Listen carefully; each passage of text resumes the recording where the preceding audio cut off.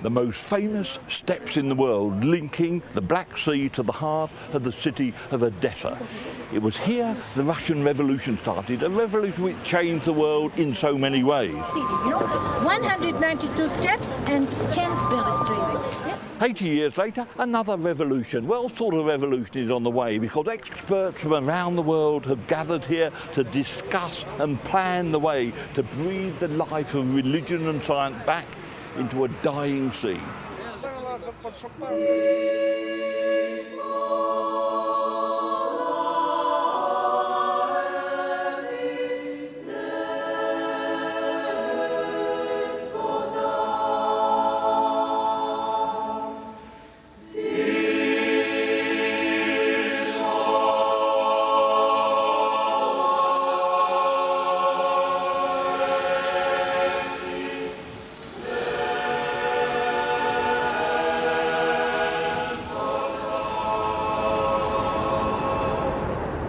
In the spirit of Jason and the Argonauts, we set out in search of the golden fleece of understanding, a modern Argo, in the guise of a roll-on, roll-off car ferry, was to carry us through the heavy traffic of troubled waters.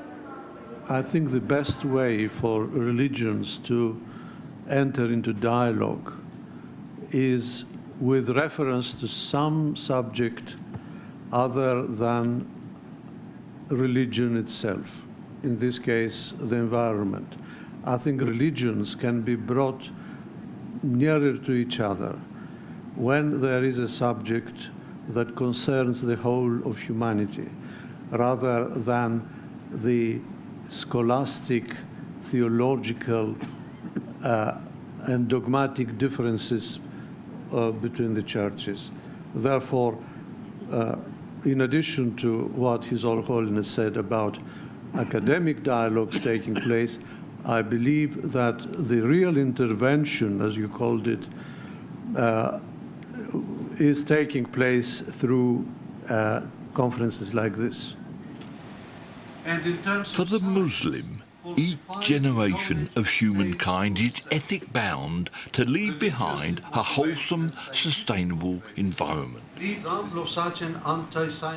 day was spent at work, plenary sessions, workshops, and of course discussions, with sure leave to gain the enlightenment of local understanding. Around 30 years ago, the Black Sea was a sea of prosperity. It was a sea which had united civilizations over some thousands of years. Those same civilizations, through their own pattern of consumption, have put so much pressure on this amazing environment that it has started to collapse.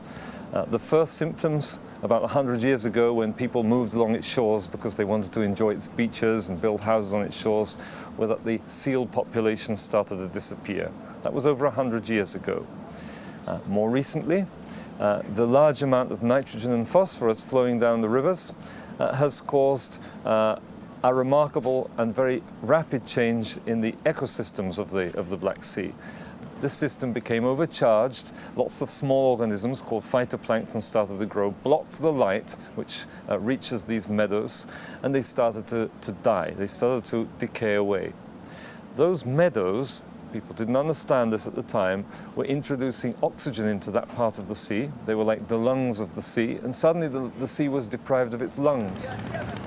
And then, just to make things worse, the collapse of the fisheries. In 1990, the fisheries started to collapse in the Black Sea, and we started to lose what was a major fishing area. So it was a pretty depressing sight for the people who were around the Black Sea, and there was a cry for help.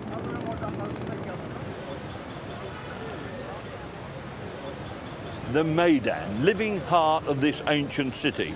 And as Trebizond has grown and shrunk and grown again, this space has remained an open place in which people of every creed, colour and kind have come to discuss the past and plan for the future. Why, even the trees tell us about the cosmopolitan nature. All cedars from Lebanon, hornbeams from the mountain, and even a gum tree all the way from Australia.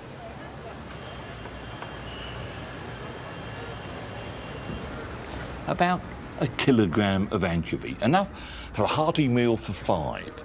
Now, in the past, 1 billion kilograms of these small fish went on an annual pilgrimage around the Black Sea. And as they went, they grew and they fed the people on the shoreline. And so rich were these fisheries that people came from far and wide to feast upon the bounty. And this is turkey salad. Yes, this is Turkish salad. And what's the difference between that and Greek salad? Just the name. Just the name. Right, now have I got it right? The anchovy is hamsi? Yes, hamsi. Now this dish has been prepared, what's that called? It's hamsi kuşu, means anchovies. You see, if we can get the combined wisdom of everyone on this cruise, on this conference together, and then get people to act to solve the problems, the anchovies from the Black Sea could feed the world.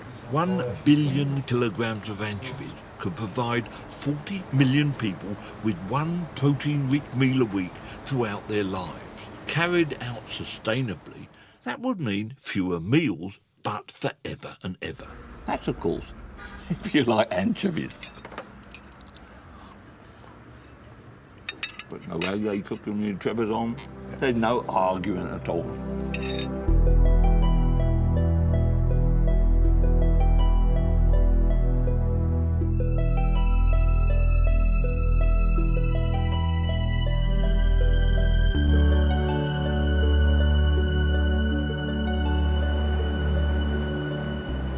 Bellamy in Georgia, wettest place in the Black Sea, now under attack by all the problems of our throwaway society.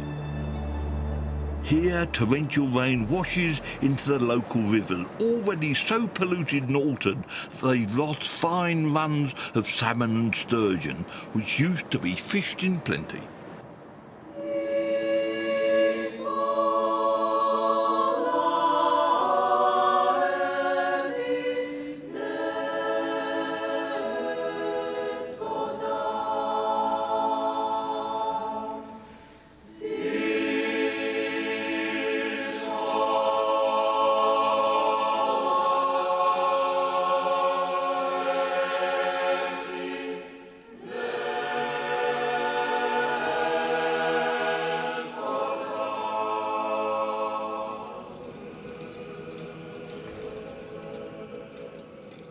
A turbulent history, for here many religions, Muslim, Christian, Jewish, have worked side by side in peace, as today they are working on this ship.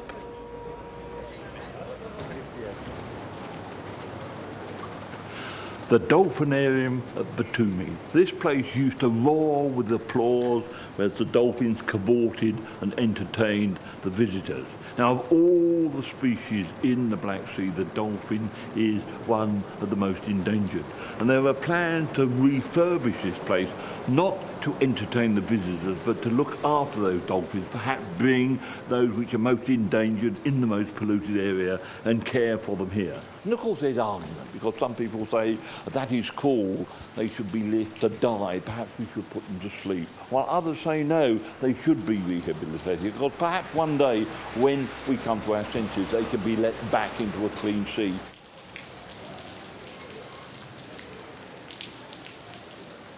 Entire economies of countries have collapsed. That is a pretty big disaster for the population of those countries, but in fact it's a respite for the environment, because if you can't operate your industries, then they don't pollute. If you can't apply fertilizers to your fields, then you don't get nitrogen and phosphorus running down the Danube into the Black Sea. And there is evidence, there is in fact some quite convincing evidence that some of the communities in the Black Sea have started to recover. And that surprised all of us.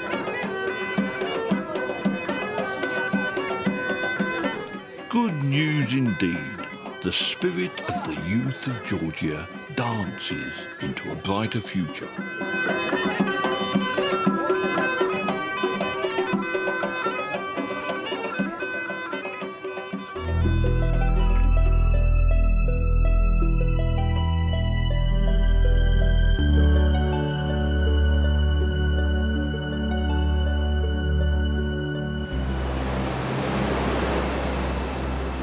No oars, no human slaves rowing our great galley.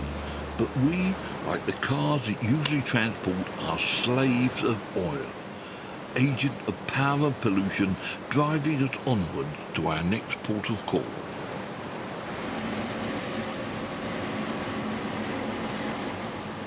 This is Russia's only major port on the Black Sea coast. What of its future?